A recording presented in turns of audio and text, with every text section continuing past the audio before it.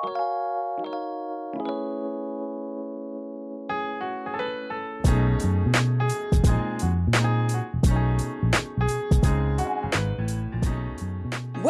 to the Lott Carey Pilgrimages of Striving and Thriving podcast. I'm Reverend Dr. Jacqueline Madison McQuarrie, pastor of the First Baptist Church of New Market in Piscataway, New Jersey, and learning coordinator for Pilgrimages of Striving and Thriving. The Pilgrimages of Striving and Thriving weekly podcast grows from a multi-year journey among pastors committed to flourishing in ministry. This is a project of the Lott Carey Foreign Mission Society and is made possible through the generous support from the Lilly Endowment. Learn more about Lott Carey and how it helps churches to extend the Christian witness throughout the world at lottcarey.org. That's LOTTCAREY.org. Join us for weekly conversations with pastoral thought leaders who share wisdom from the Black church for the whole church. Let's join Reverend Dr. David Emmanuel Goatley, Associate Dean for Vocational Formation and Christian Witness at Duke Divinity School, and the Project Director for Lott Carey's Pilgrimages of Striving and Thriving.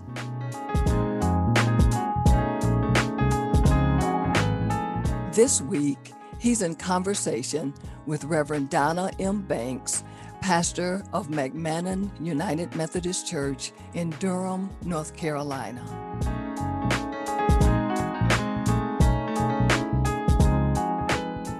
We rejoice to talk today with Pastor Donna Banks, the lead pastor of the McMannen United Methodist Church in Durham, North Carolina.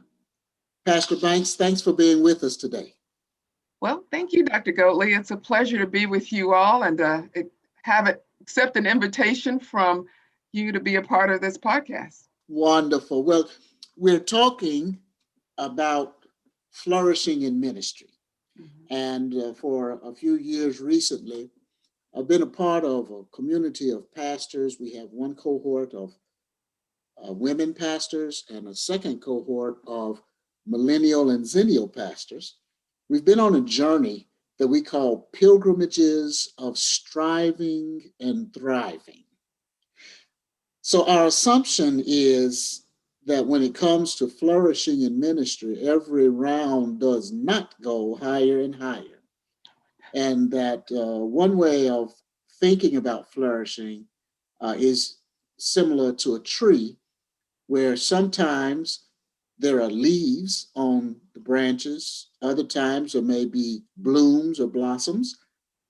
Sometimes the leaves are falling away, and sometimes there are only bare branches, but still the tree is healthy and thriving and flourishing. Can you describe for us what flourishing in ministry looks like to you?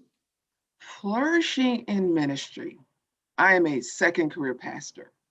I have a degree in chemistry, and having worked for a chemical company for 16 years before realizing I had a call to ministry, I get to compare what ministry looks like versus a secular job would look like, and trying to say, what are the differences? What do I bring to this role of ministry that's different from what I would do in my secular job? And it came down to me when I was in my secular job, was me trying to have it all.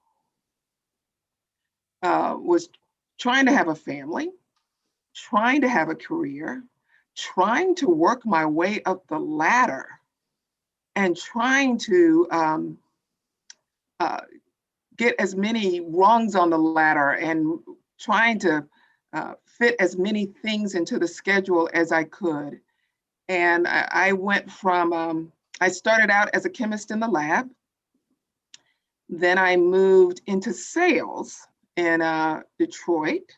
I called on companies. I worked for a polymer company, so I called on companies who made coatings. So in Detroit, most of the coatings go where? On cars. So I I moved from there. I went to the company consolidated all of its different divisions in Research Triangle Park.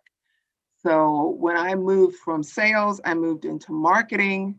And from marketing, I moved into a VP role, managing a small business unit. And, and then at the same time, trying to get an MBA, trying to make sure I'm doing all those things to put myself in a position to take on a higher level of management. But that changed when my job got downsized, and I finally was able to come to realize I was sitting in a Baptist church at the time. I grew up Methodist all my life, but when we moved here to North Carolina, the closest church to us was a Baptist church. So it's like, that's probably the one we're going to get to every week. So let's join this one.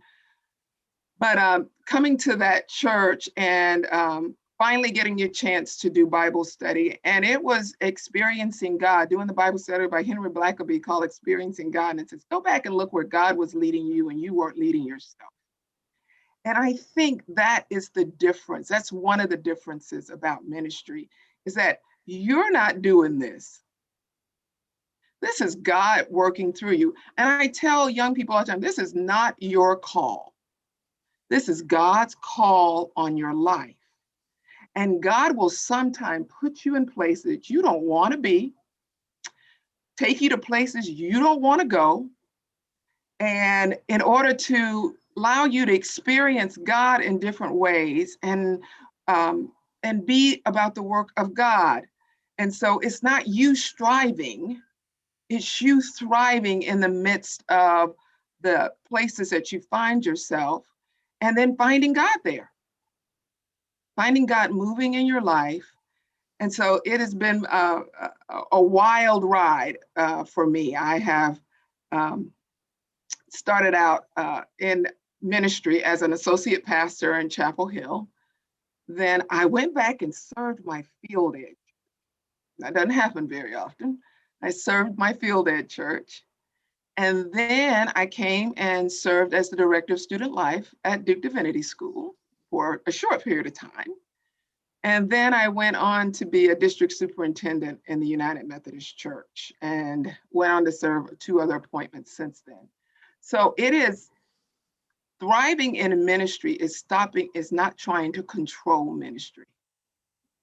It is allowing God to move you in places God needs you to be in order that you are about God's work. And I think that is the biggest learning I've had in learning to thrive in ministry. One of the things that on our pilgrimage with pastors we've been exploring is something we call a formula for flourishing. Forgive me, you're the chemist, so forgive my... Yeah, that technical brain will start to take over here in a minute. Yeah, forgive my elastic use of the language formula, but it's not an equation. Okay. Our formula for flourishing holds that if a pastor's leadership capacity plus service context yields the ministry content, there is a higher probability for flourishing. So those are the 3 things that we're holding together. Yeah. And the idea is that flourishing is organic. It's not like you can just drag and drop it. So can you talk to us a little about how your context of service, where you have served, has informed the content of your ministry? I'm going to start with capacities, if that's okay. Well, one thing I do teach the leadership class in course of study. We always want to think that leadership is natural to us and people are born leaders. But I believe that capacity is built as we go along. And for me, what has been, as a woman in ministry, was learning that Leadership is about me becoming my truest self in order that I can help others do the same. So that's just a side note of thinking about capacities and what we know about ourselves. Now, context for me, it's relationship. And I have one thing I do when I go to a new appointment, I do it at every appointment, is I gather a group of people. I take, I put it out there. Anybody who would like to sit with the pastor for about 15 months and help the pastor understand what's going on in the congregation, to dream a little bit, because I believe in a lot of cases, the church has lost its imagination. And so people are not offered an opportunity to see things not the way they used to be, because most people are on that back to Egypt. Let's go back to when things were great, but then don't think about, well, this could be great too. So when I come into a congregation, I gather about 12 to 15 people for about 12 to 15 months, where we sit down and we talk about what's going on in the community, what's happening around us, what's happening in the world, and how are we positioned, what capabilities do we have as a church to begin to see how we can affect change in this area, or how we can be a conduit of God's grace at this place and time. And so at my first appointment, my solo appointment, it was sponsored by the conference, and it was called Abide. And I can tell you that was the hardest 15 months I've ever done, to sit with people and allow ourselves to just kind of not fix anything yet, but to truly dream. I tell people, you're called to dream something big where God sits up on his throne and says, I can't believe they just asked me for that. Just giving people the flexibility and the authority to go, let's just dream as big as we can and allow the Holy Spirit to take us in places we cannot imagine or hope for. The only thing we are called to lead is making disciples of Jesus Christ. Everything else is managed. How are we going to lead making disciples of Jesus Christ at this context, within this context, this church, this people? And it is, and a lot of people go, no, we got to do all these children's programs. I said, no, if it's not making disciples, we don't need to be doing it. Because most churches have been in this programmatic mode where we gotta scratch every itch. We've got to have everything for everybody. And most of the time we end up not doing any of it really well. So what is it that God is calling us to do in this space to make disciples of Jesus Christ? And our vision is how we're going to do it. How are we going to do it here? And we're trying to do that on several levels. We're trying to do it on adults. We're trying to do it with youth. We're trying to do it with our older adults. But helping people take the next faithful step in their discipleship.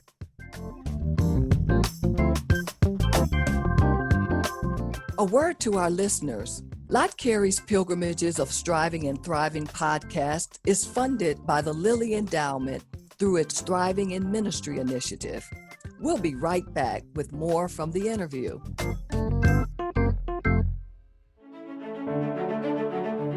Since 1897, the Lott Carey Global Christian Missional Community has helped churches to extend the Christian witness around the world through prayer partnership, financial support, and technical assistance. We come alongside indigenously led communities to support ministries of evangelism, compassion, empowerment, and advocacy. Together, we are touching lives with transforming love. You can invest in churches, schools, clinics, and more throughout the world. Visit us at lottcarey.org. That's LOTTCAREY.org. Thanks for your partnership in this ministry.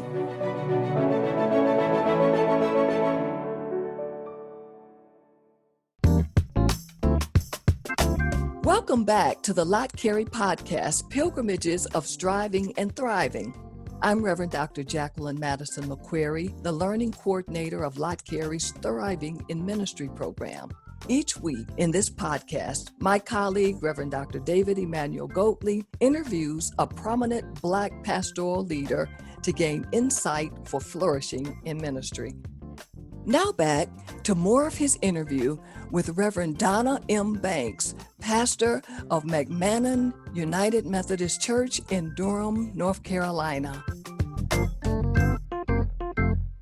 In terms of either your own practice as a pastor or what you have witnessed as you support and mentor and work with other pastors, can you say something about how a pastor's capacity, what she or he can do, contributes to the content of ministry?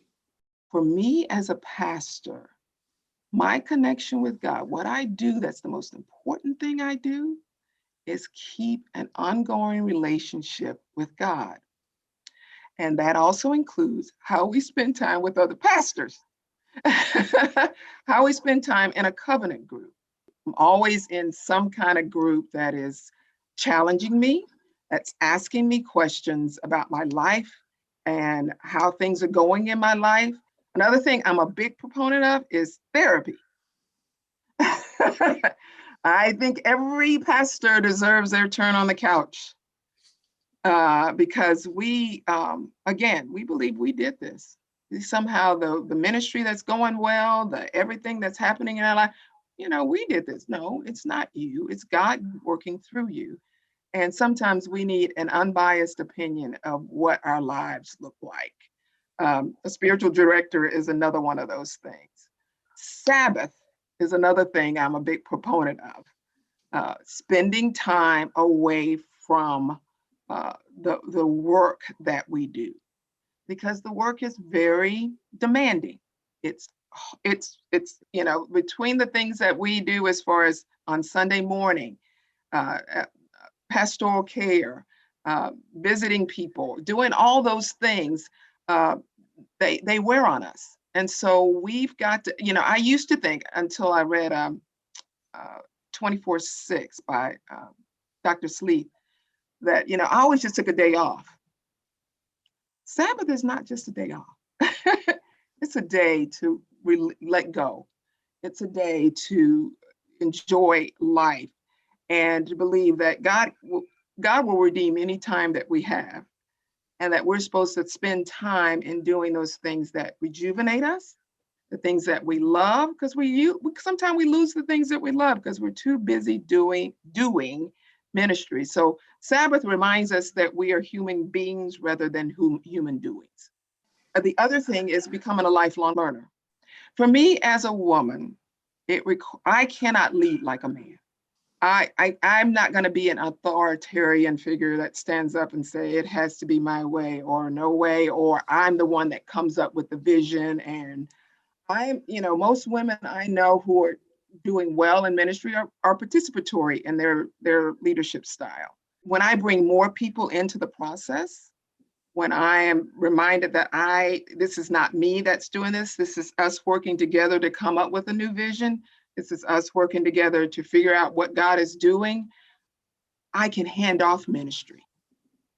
The work I do mainly is to empower others. That's my primary job. If I'm not empowering others, I'm not really doing my job.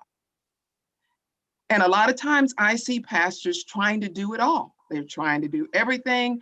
They're trying to check all the boxes. And then we end up with burnout. When we put ourselves on a pedestal, or we allow people to put us on a pedestal, it keeps us from being transparent and authentic. If I'm becoming my truest self, that's a part of me being my truest self, is being transparent and being authentic and being vulnerable, in order that you allow other people to do the same. Well, what do you say to people, say leaders, pastors, who believe that to be transparent, even appropriately, and vulnerable, is to be interpreted as weak. And therefore, if you're interpreted as a weak leader, it's difficult for you to be influential.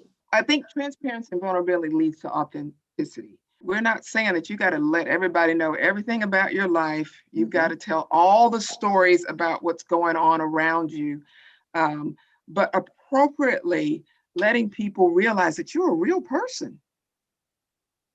When you don't do those things, they will put you on a pedestal, and it is hard to come down without falling down. And when the higher you are, the harder you fall. I have seen the most thriving ministries are the ones where people say, you know, I've been an alcoholic. I've had a problem with drugs. I've seen people go, okay, he's approachable. He's somebody that I can tell my story to, and somebody who can receive that. When we allow ourselves not to be transparent, we put ourselves in a place where people, they can't relate to us. And it may come across as strength, but in the long run, it will not come across as someone that you can relate to. And I think relatability is now a big deal for younger people. They need to have someone that they can relate to, someone that they can speak with, someone that they can find a connection with. And I think that's what we do when we tell some of our stories. We give them some of our places of weakness. It doesn't make us look weak. It makes us look like, hey, by the grace of God, we have moved through this in order that you can do the same. What brings you the most joy as a pastor? What brings me the most joy is the same answer that gives me the most headaches. People. They bring me the most joy, you know, in a congregation is baptizing babies and watching people grow in their faith. And at the same time, they can be your worst nightmare. So yeah, it's double-edged sword there. People, and that's the thing that I love, learning to love people. You've got to love them before you can ever have the conversation of how we're going to change. They got to know you love them. They got to know you're not going to you don't want to hurt them. And you're not out here to tear down the traditions they have come to enjoy, but saying, hey, we've got to move past them to get where maybe God needs us to go. So yeah, people are my greatest joy and my greatest nightmare. Can you tell us what's the best advice you received about pastoral leadership? You know, this is the most recent one, and I use it a lot. Mike Breen said something, and it has been something I have been living with for a long time. And he said, if you make disciples, you always get church. If you make church, you rarely get disciples.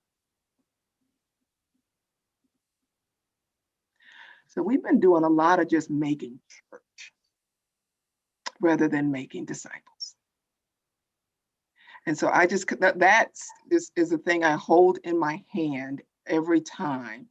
I say that because when churches when United Methodist churches were thriving, most of them were doing disciple Bible study. People dedicated 32 weeks to get together once a week in order to be in community, eat together, read scripture together, pray together, and do ministry together. And they thrived. And now they wonder why and what happened. And I say to them, let's go back and look and see when you were thriving. What were you doing? And they go, oh, we were doing that. I was like, yeah, it's time to get back to that. And I have witnessed that over this pandemic. To watch, because we started 2 new discipleship groups. We call them micro groups. And they have met every week during the pandemic. They built relationships. They built a level of trust. And now they're growing as people of God. They're becoming disciples. And Sunday schools can't meet. Can't do that right now. But those groups meet over Zoom. When it was warm outside, they get a social distance and spend time together. And so I know there's something there that we have forgotten. We somehow think that we're going to program our way out of this. No, it is called back to basics, making disciples of Jesus Christ. I use another thing that Mike Breen talks about in leadership, and he talks about it about the leadership square. And he talks about it in terms of the first part of the square is you watch, I do, you watch. The side of the square is I do, you help. The bottom part of it, you do, I help. And then I watch and you do. That's how Jesus led. But most of the time we go from I do and you watch to you do and I watch. We don't train people to be disciples. We just throw them out there. We give them what they need and then we say, okay, go ahead. And that's the way we have been making disciples. And I think we got to get back to the basics of what it means to be the church. And the church is always made up of disciples. And when you make disciples, that's where you get leaders from. I always say, my call is to be faithful. And when I'm faithful, God can do the increase. That's not my job. What word of advice might you offer a pastor who either practicing pastor or an aspiring pastor about flourishing in ministry? It's not about being successful. It's about being faithful. We've been caught up in this thing to be successful in ministry, and God calls us to be faithful. And if we're faithful, that means this is not a sprint, it's a journey. 2 things are going to happen to you. You're going to suffer and you're going to get sabotaged. It's the nature of being a leader.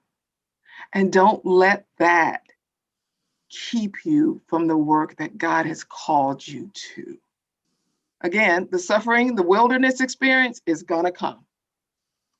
You're not going to get out of this unscathed. But I can honestly say that on the other side, God has already planned it out. He just needs you to grow in a couple areas and preparing you for the next thing. When I was trying to discern my call to ministry, I started reading the Bible. I was still working in my secular job, and I was like, I could sense that something was getting ready to happen. I was like, I know something getting ready to happen. I don't know what it is. And so at January, I started going, okay, let me just read my Bible. So when it happened about May, I was at 2 Chronicles 20. Of all the places to be. And it's King Jehoshaphat. And he says, they tell him that the Amorites, the Jebusites, all the ites are coming against him. And he says, let's put on sackcloth. Let's offer a fast. And one of the people stand up and said, the battle's not yours, but mine. And I just kind of, every time I run across that scripture, I was like, oops, let me just kind of pay attention because something's about to happen. But realizing that, yeah, the battle is yours, it's God's. When things happen, it's an opportunity to realize that God has something bigger in mind for us. We've been enjoying conversation with Pastor Donna Banks of the McMannen United Methodist Church in Durham, North Carolina. Pastor Banks, thank you for taking the time and sharing so generously from your wisdom and your insight about flourishing in ministry. You've been a blessing today. Thank you. It's been a pleasure to be with you, Dr. Goatley.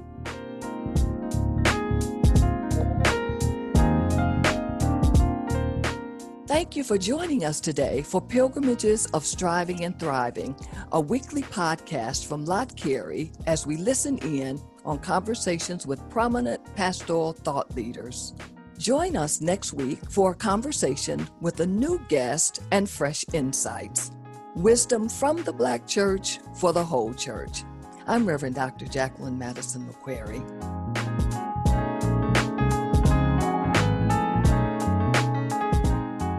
Pilgrimages of Striving and Thriving is produced in partnership with Good Faith Media.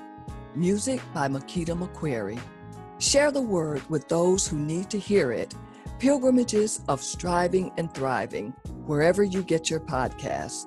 Also listen online at lottcarey.org.